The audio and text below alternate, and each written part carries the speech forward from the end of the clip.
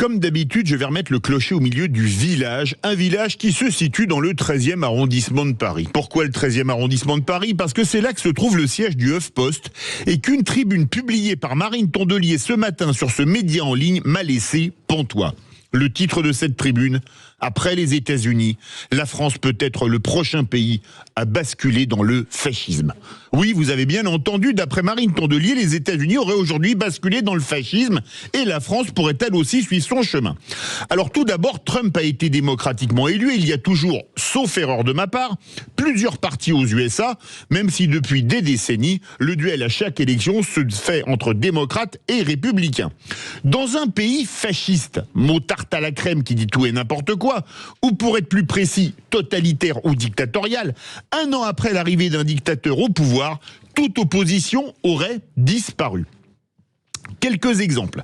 Quand le 25 novembre 1917, les bolcheviks perdent les élections à la Douma suite à la révolution d'octobre, Lénine décrète que seul le congrès des soviets, dominé par les bolcheviks, est légitime et dissout la chambre fraîchement élue qui n'aura siégé que quelques heures.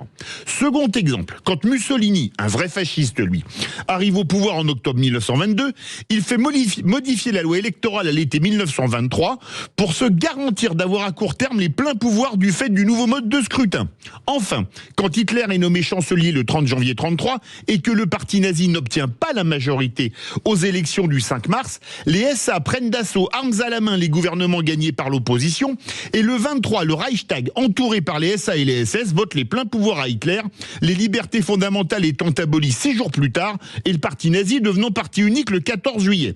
Bref, rien de tout cela aux USA, mais il faut bien que les Jean Moulin à parole comme Marine Tondelier se partent du drapeau de l'antifascisme pour flatter leur ego. Marine Tondelier qui considère les USA comme un pays fasciste, mais dont aucun député issu de son parti n'a voté le classement des frères musulmans comme organisation terroriste, cherchez l'erreur.